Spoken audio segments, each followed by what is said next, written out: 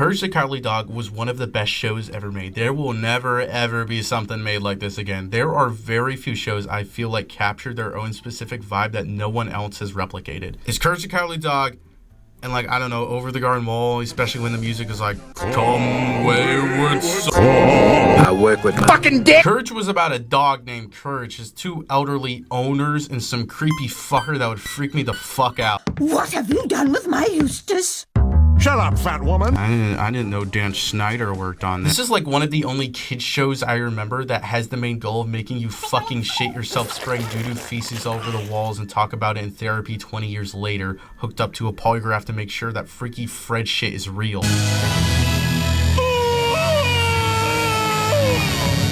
Sweet pooch, afraid I'll shave your tail? Why, now, that would be weird. I didn't know Shane Dawson worked on this. I fucking loved watching reruns of this show on Boomerang. Remember Boomerang? It's still around, but nobody has cable anymore, so it might as well just not be there. Whenever I turned on that channel at around noon after school, they were always playing two things. Courage the Cowardly Dog and Tweety and Sylvester Mysteries. Oh shit, this is the scary part. Don't worry, I'll get to my point, but first, I just want to remember what was. There was so many iconic villains throughout the show, like Cats, who would show up here and there, and he had a motel or something, and then he showed up in that Scooby-Doo crossover I have on DVD. I'm Cats, mastermind and evil genius. And I am Sean And then there's the ripoff of Cats, which is like a fox. And I in my mind, I kind of just merged these characters into one. Your accommodations await. Can I help you with your luggage?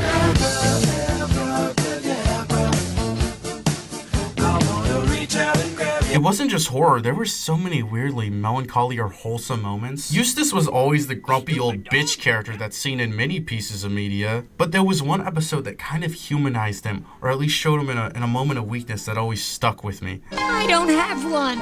No hat? Oh, no hat. Oh, that's not right. Little boy should have a hat. But then this moment was immediately thrown out the window once I watched the Scooby-Doo crossover. I'm a well-to-do dude with a 1% freaking nightmare. It is too bad for me to review. I cannot review it. There's The Mask, which is probably the best episode of the series, depending on who you ask. This episode is so fucking good. There's this masked Catwoman thing. She repeatedly beats the shit out of Courage while saying all dogs are evil. Later on, we see why she thinks this when it's revealed her friend or lover or whatever they were allowed to get away with in 2002. Watch where you're going, you Gay. She's in an abusive relationship with a dog. I didn't know Chris Brown. My closest friend, Bunny, Yes? fell in love with a gangster. Oh, He treats her like she's his slave. My kind of guy. But the dog is like jacked and evil as shit and scary and shit, and Courage is able to free Bunny and reunite her with Kitty. These might be the first lesbians on children's television if you don't count those other characters that were in that Scooby-Doo crossover. Shaggy and Fred Jones. Kitty finally realizes not all dogs are bad. I really like this message and the episode in general. This is just a really good message to have out there. It doesn't really need to be overthought, and it gets its point across easily. I see a lot of people point out how badly executed Zootopia's message is, and I think people should just watch this instead, not because it was done badly, but because Courage is better in every way. Fuck you. I take responsibility for racism. Then there's the shit that will always stay with you no matter what. Courage is like Invader Zim, where it just plagues every single darkest episode countdown. Dark Harvest, Invader Zim. When it comes to disturbing moments, Invader Zim features them in spades. This is because Cartoon Network used to be ran by people who gave a shit. Now they're making like what the fucking Rick and Morty anime or something. I don't know. This show had some actual creepy fucking shit. Like, who the fuck is this? What the fuck? Who the fuck? It's time to hit the road. Well, that's not much better. Just who do you think you are, Head? I'm the spirit of the harvest moon. This was actually the original Cartoon Network mascot before CNN. I don't know why this character is played by an actual guy's real white-ass head. It's so out of place. The only thing similar is this tree in another episode, but at least that looks like wacky and like annoying orange. This is just like, man, Man, there's this random ass episode that just has this actual jump scare.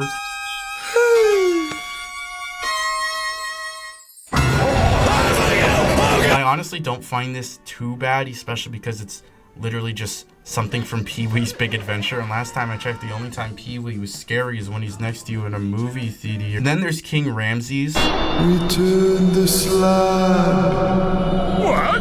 Return the slab, or suffer my curse. Holy fucking I still think this character's appearance is still scary. Like, as a kid, imagine just watching this fucker show up and move like some shitbag scarecrow fuck up. But I do kind of think this scene has always been ruined for me because I've always associated it with a Luigi fan plush video. Good thing we have a new ability where we throw each other. Huh, Louie? Louie? Seeing this weird 3D style is so... I don't want to say uncanny. What's your... Huh?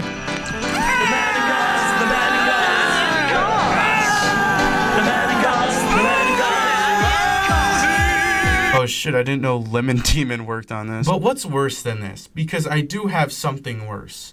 Season 4, Episode 13B, Perfect. This episode is about Courage being visited by a weird teacher that will teach him to be perfect. She's probably not even real, but instead a personification of all of Courage's insecurities. Look at the work of another of my pupils. A perfect pupil.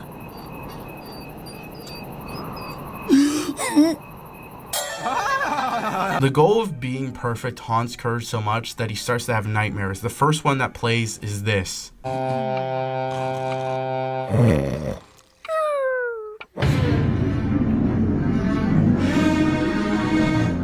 not perfect.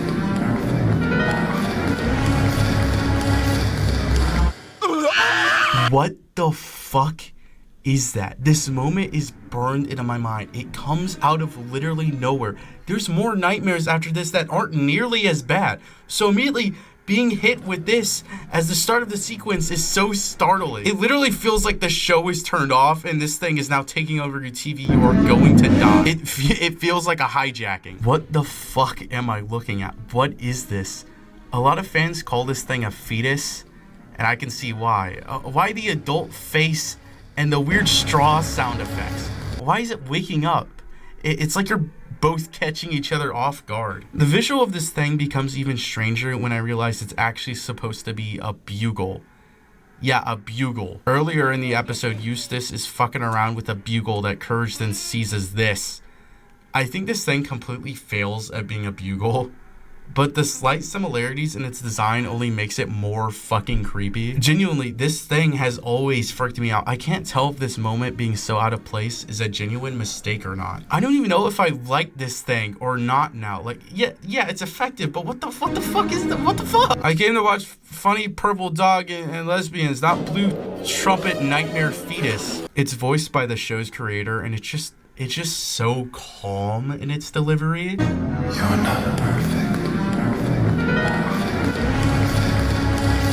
It's here to do one thing, and that thing is delivering that message to Courage. It's like Courage is supposed to be more scared of the perfect shit and not the what the fuck is that? First, The Cowardly Dog is an amazing show, and to have a moment like this to so viscerally make a bunch of 8-year-olds shit themselves will always cement it as that.